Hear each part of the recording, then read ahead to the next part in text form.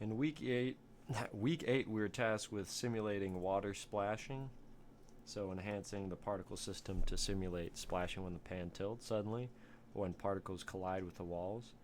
We want realistic motion and higher velocity for splashing particles.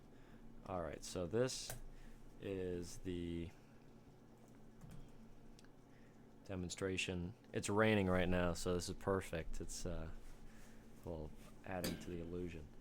So when I tilt forward, see the water splashes at the bottom of the pan, and then when I tilt the pan the other way, it's hitting against here. When I, what? Again, it's not perfect, but get the idea. All right, so let's walk through the code.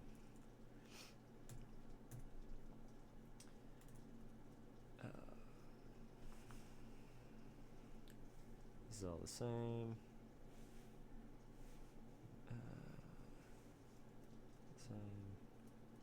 Okay, so first thing is we introduce this variable for the splashing, and we set a lifetime on the splash particle, and then a time alive to see how long the particle of the splash is alive. So you can see,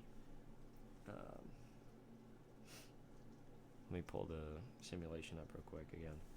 See how there's like a different color for the splashing particle. It's a little bit lighter blue.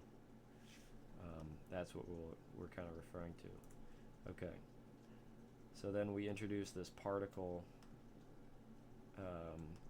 variables. This is bad code right here.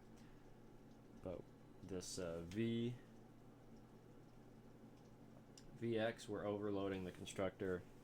Should have done this differently. With a velocity position to indicate if it's a splash particle. And then I think Rebecca's going to talk about this, and Brian's going to talk about this spawn splash particle. Okay, so the water, in the water class, we have a tilt, last tilt in the X direction and last tilt Z in the Z direction. So remember, we can tilt it back and forth with and left and right with the arrows.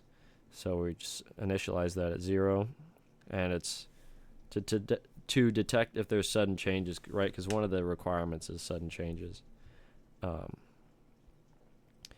And then this update, changing this around to have these last tilt factored in. Okay. Then Brian's going to talk about that. Then finally in the render is we're checking if it's a splash particle. And if it is, then the particle is rendered with a different color. So that was that lighter blue that you saw here. Oop, that lighter blue. That's all that's doing. Then let me go back to the particle class.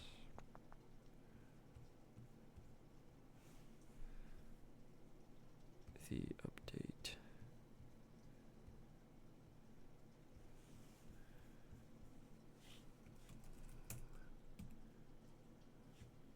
Yeah, this one.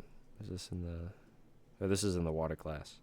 So it's used during rendering to differentiate between the splash particles and regular water particles. It's kind of what I said earlier. And these are rendered with a different color. And that's our code.